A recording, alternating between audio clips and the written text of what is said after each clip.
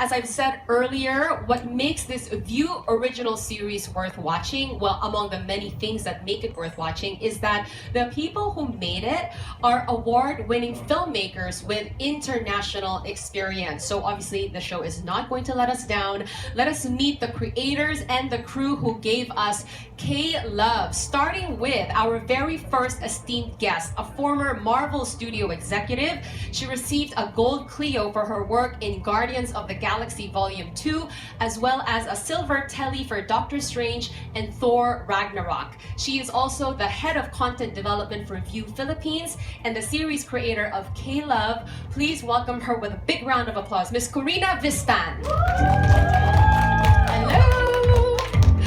Next, we'd like to call on another Clio Award winner for Best Cinematography. He worked on various shows and films such as The Suicide Squad 2, as well as music videos for Harry Styles and Beyonce lang naman, guys. Please welcome K-Love's Director of Photography, Ian Takahashi. Hello, Ian. Next on our list is a best-selling author. She is a Carlos Palanca Writers Memorial Awardee and also one of K-Love's writers, Tweet Sering. Hi. And last but definitely not the least, our executive producer who also worked on Hollywood shows such as Kiefer Sutherland's Designated Survivor, CBS's FBI, and NBC's Chicago PD. Please help me welcome Catherine Biscotti. Hello! All right, everyone settled in their seats? Well, we need to climb onto the seats actually here. I'm gonna just kind of straddle. Okay, all right. Everyone, these are just some of the talented individuals who have made K-Love possible. How about we officially welcome them once more with a big round of applause. It's a pleasure to have you all here. Let's hear what you all have to say about the show, starting with you, Corina, as the creator of the K-Love series, right? You're most definitely no stranger when it comes to creating exceptional content. Can you tell us what inspired you to create this K-Love inspired show? Like, can you take us through that journey? I think what inspired me was the fandom of Korean dramas. I had just moved back from the US and only to discover that all of my friends were very much into K-drama. And I was just fascinated by their obsession for it. And then I thought, this would make a really good show, is to try to create a show about fans of K-drama. But I think what's really special about this show is that it's for the fans. But if you're not into K-drama or you're wondering what it is about the K-drama phenomenon that makes it so special and people are so obsessed with it, I think this is the perfect show to really explain why people love K-dramas so much as well. And you decided to partner up with Viu, of course, for the show, right? What made you think that Viu would be a good fit?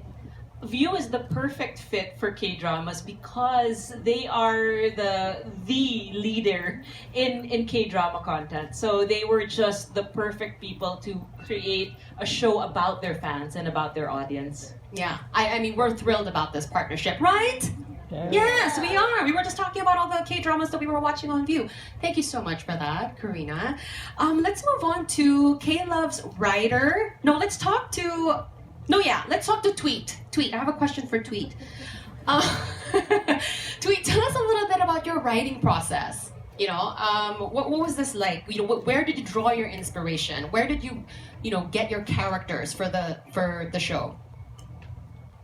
When you say draw the inspiration, I'm a fan. Okay, so this is basically for me fan fiction.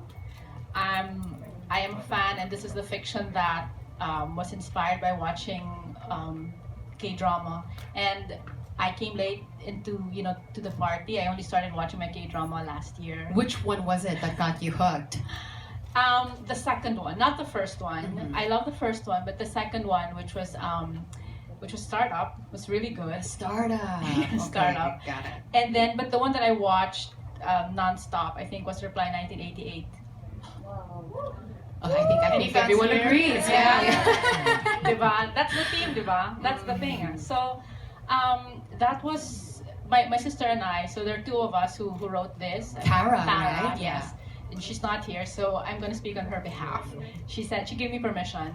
So we really got a lot of course, the inspiration. It was really K-drama. It was how it was made. It was the elements. It was even the themes, like what they talked about, where they went.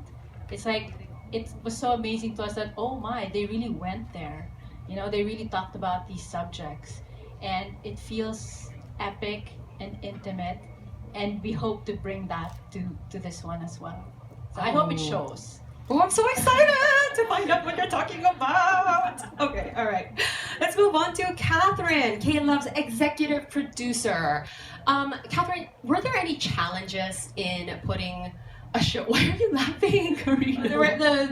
There's a lot. All right, okay. Tell us a little bit about the challenges of putting together such a unique show like this. Well, for me, they didn't feel like challenges because I had so much fun working with this group.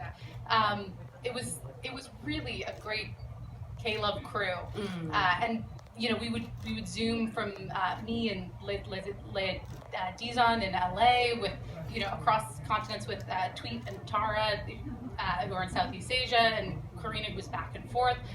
So it was really this mind meld across time zones, and it was just a lot of fun. Yeah. Well, and what would you like the audience to take away from watching a show like this? I hope what really comes across is the sense of hope, and then also camaraderie, because for me that's what really shines through on screen, and that's what we felt during the creative process behind the screen. So I really hope people see this as a celebration of living life together, because that's what's so needed after the height of the pandemic. Right, yeah. Wonderful. Thank you, Catherine. Okay, Ian, the rose among the thorns up here. Ian is the director of photography for K-Love, as we said earlier. Did you find that there was a formula to make this Filipino-starred K-Love series have that K-drama feel? I'm not sure about a formula, but I think that what K-dramas have done is really exported Korean aesthetics and Korean beauty around the world. So even here in Manila, like on EDSA, like around the Pasig River, you have Korean models on the billboards. And so what I really wanted to focus on was, instead of focusing on like Korean aesthetics and beauty, focus more on like Filipino beauty and the Filipino aesthetics, because it's, as much as it's rooted in K-dramas, it's still a Filipino story. And as you'll see in a few minutes, we have 5 very beautiful actors, including Jake, for all you ladies. Gorgeous. Yes. And so my crew worked very, very hard to just run in and get that extra little bounce, that extra hair light, just to make sure that we photographed each of these people in such a way that they just like shone on screen. And in that way, we can export not only the beauty but also the Filipino stories as well. Okay. I mean, it sounds like it's like a melding of, Korean and Filipino, visual beauty, look, and feel. Yeah, exactly. The same with the story. We are trying to blend the two, staying true to kind of the roots of the K-drama, like look and feel, but then also put like the whole the Filipino side of it, because that's really what we're creating is Filipino content. Yeah, I think we got a little taste of that when we watched the trailer earlier, which looked fantastic. And I think now we're ready for some questions that are coming from our media friends. Anyone?